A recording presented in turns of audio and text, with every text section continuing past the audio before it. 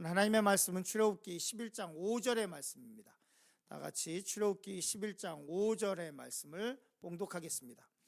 애굽 땅에 있는 모든 처음 난 것은 왕위에 앉아 있는 바로의 장자로부터 맷돌 뒤에 있는 몸종의 장자와 모든 가축의 처음 난 것까지 죽으리니. 오늘 하나님의 말씀은 이제 10번째 재앙과 9째 번 재앙에 대해서 말씀을 나누려고 합니다. 우리가 이 출애굽기를 계속해서 강해하면서 말씀을 나누고 있는데요, 10가지 재앙을 우리 다 아시고 계시고 또 외우고 계실 줄 믿는데, 우리 같이 한번 천천히 해볼까요? 첫 번째 재앙이 뭐죠? 피, 그 다음에 개, 그 다음에 이, 그 다음에 파리, 그 다음에 악종, 그 다음에 악질, 그리고 독종, 그리고 뭐죠? 우박, 그 다음에 어제 했던 매, 그 다음에 오늘 흑암, 그리고 장자, 이렇게 됩니다. 그래서 우리 보통 얘기할 때 피객, 이파, 악독, 우매, 흑장 이렇게 외우시면 될 것 같습니다. 오늘 말씀의 9번째, 10번째 재앙에 대해서 말씀을 나누려고 하는데, 마지막 말씀의 제목은 마지막 재앙입니다. 그리고 첫 번째 말씀은 캄캄한 흑암에 대해서 말씀을 잠시 나누려고 합니다. 출애굽기 10장 21절 말씀 같이 읽겠습니다. 여호와께서 모세에게 이르시되 하늘을 향하여 내 손을 내밀어 애굽 땅 위에 흑암이 있게 하라. 곧 더듬을 만한 흑암이니라. 이렇게 말씀을 하고 있습니다. 10가지 재앙을 이렇게 따라오고 있는데요, 그때마다 하나님께서 말씀하신 것이 조금 다릅니다. 어떤 때는 특별히 일을 할 때는 이 재앙에는 땅에 이제 티끌을 치라고 말씀을 하셨고, 그리고 다른 것들을 할 때는 악질을 당할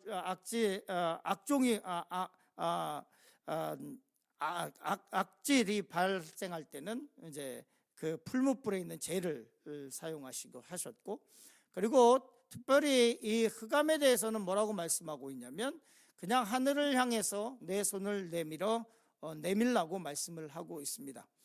그런데 이 흑암에 대해서는 더듬을 만한 흑암이다. 보통 그런 흑암이 아니라 아주 캄캄한 흑암이라고 말씀을 하고 있습니다. 오늘 이 말씀을 좀 나눠서 보려고 그러는데요, 출애굽기 11장 22절 같이 읽겠습니다. 모세가 하늘을 향하여 손을 내밀매 캄캄한 흑암이 3일 동안 애굽 온 땅에 있어서, 이렇게 말씀하고 있습니다. 어떻게 기적이 일어났느냐? 모세는 하나님께서 하라고 하시는 그대로 했습니다.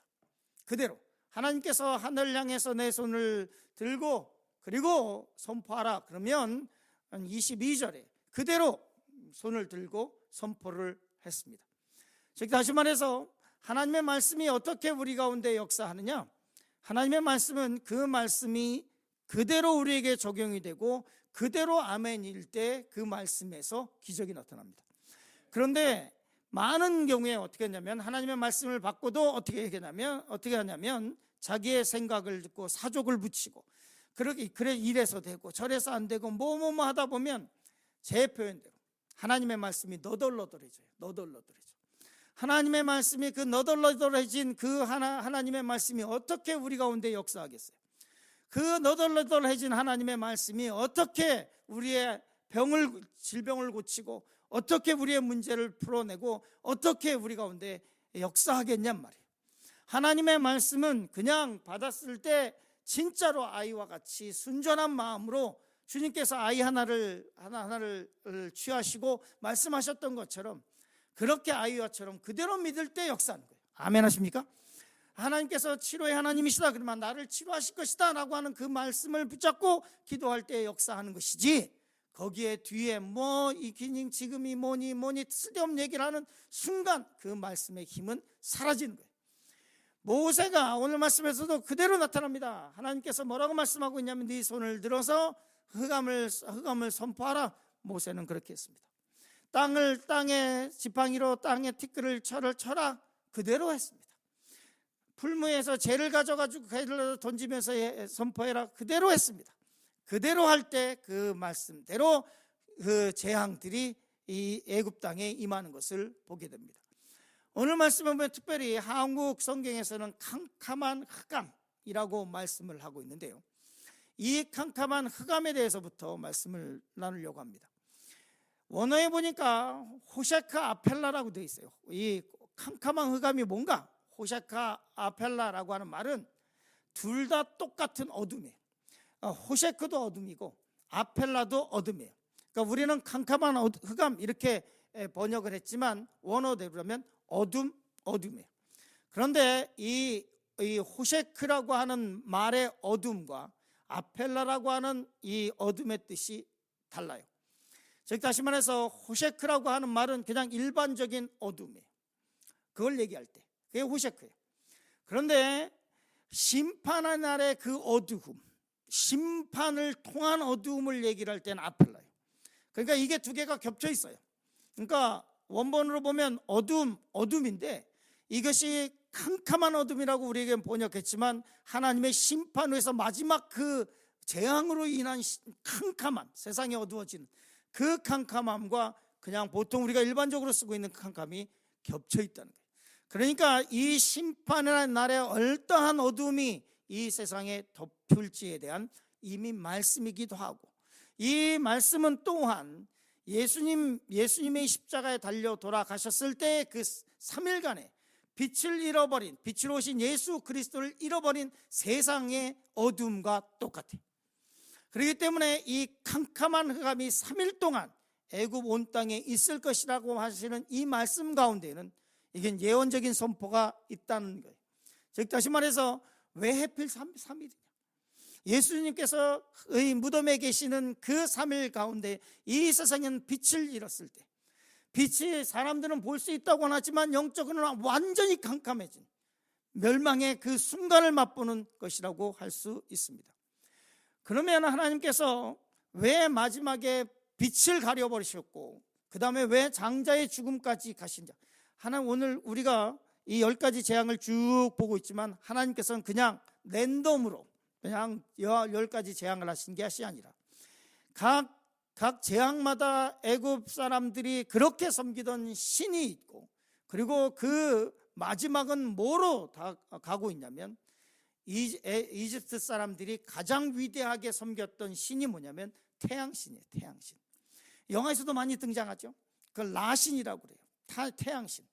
그 태양신, 그렇게 섬겼던 그 태양을 가려버리시는 거예요. 이 이집트 사람들은, 애굽 사람들은 이 라신을 어떻게 믿었냐면 태양의 신 당연하고, 그리고 창조의 신, 질서의 신으로 섬겼습니다. 그리고 마지막 장자, 즉 애굽의 왕이 될 그 장자의 죽음은 이 태양의 아들이 이 파라오라고 하는 뜻이 그 말이에요. 그 태양의 아들, 이 장자의 죽음 또한 이 10가지 재앙 속에서 마지막으로 가는, 최종은 뭐냐면 태양을 가려버리는 것이고, 그리고 그들이 그렇게 섬기고 또 바로 왕 자체가 자기가 신이 되고자 했었던 그 장자에 대한 징벌이 마지막 징벌이 되고 있는 것을 보게 됩니다. 출애굽기 10장 23절 말씀 같이 보겠습니다. 그동안은 사람들이 서로 볼 수 없으며 자기 처소에서 일어나는 자가 없으되 이스라엘 자손들이 거주하는 곳에는 빛이 있었더라 라고 말씀을 하고 있어요. 그동안은 사람들이 서로 볼 수 없으며 얼만큼 캄캄했는지를 모릅니다. 그런데 이렇게 말씀하고 있어요. 온 이스라엘 자손이 거주하는 곳에는 빛이 있었더라. 이스라엘 사람들이 거주하는 데서는 빛이 있었어요. 이 말씀 속에서 우리에게 적용될 수 있는 말씀은 이것이죠. 예수 그리스도. 우리가 빛으로 오신 예수 그리스도를 우리가 소유하고 있다면, 그러면 우리는 빛 가운데 살아갈 거라고 하는 성경의 말씀이 우리에게 주어졌습니다. 이 말씀처럼 이스라엘 자손들에게 하나님을 믿는 그 하나님 신앙이 있고 하나님을 섬기고 하나님과 동행하고자 하는 그 열망이 있다면, 그리고 또 하나님께서 택하신 그 족속들에게는 하나님께서 그 빛을 잃지 않게 하시겠다고 하시는 분명한 하나님의 뜻이 있다는 거예요. 요한복음 8장 12절 말씀 우리 같이 읽겠습니다. 예수께서 또 말씀하여 이르시되 나는 세상의 빛이니 나를 따르는 자는 어둠에 다니지 아니하고 세상의 빛을 생명의 빛을 얻으리라 라고 말씀하고 있습니다. 예수님께서 나는 세상의 빛이니 나를 따르는 자는 어둠에 다니지 아니하고 생명의 빛이 그 가운데 있을 것이라고 하는 말씀이 괜히 있는 말씀이 아니고 출애굽기와 비교해서 볼 때 우리는 어디에 속해서 있는가? 나는 애굽 지역에 속해 있는가? 아니면 나는 하나님의 백성으로서 그 빛을 잃지 않는 하나님의 백성, 하나님의 케어 속에 있는가를 생각해 봐야 할 것입니다. 10번째 재앙에 대해서 말씀을 잠시 나누려고 합니다. 출애굽기 11장 5절 말씀 같이 읽겠습니다. 애굽 땅에 있는 모든 처음 난 것은 왕위에 앉아 있는 바로의 장자로부터 맷돌 뒤에 있는 몸종의 장자와 모든 가축의 처음 난 것까지 죽으리니. 출애굽기 11장 5절에는 심판의 날에 얼마나 무서운지를 보여주고 있습니다. 애굽 땅에 있는 모든 처음에 난 것이요.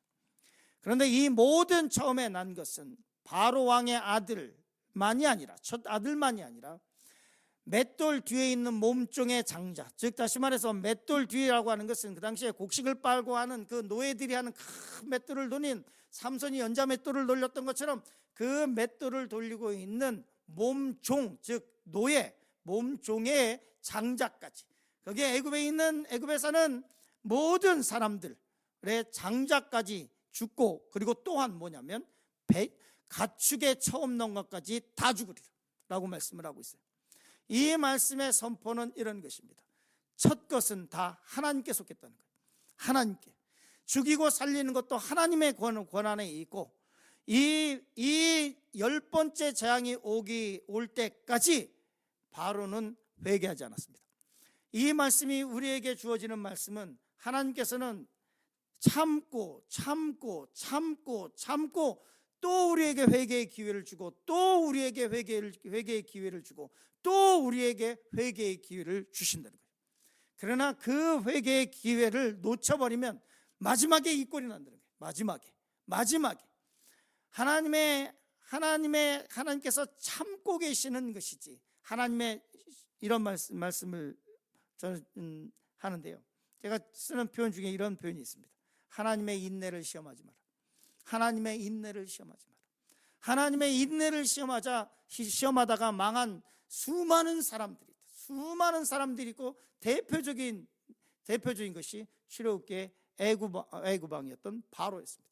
하나님의 인내력을 시험하지 마라.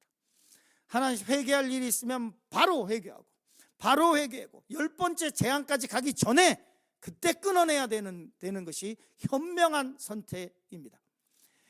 출애굽기 11장 6절 말씀에 이렇게 말씀하고 있는데요, 이 말씀의 은혜를 받으시기 바랍니다. 우리 같이 읽을까요?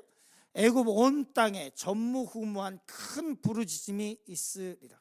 그러므로 해서 전무후무한 큰 부르짖음이 있었어요.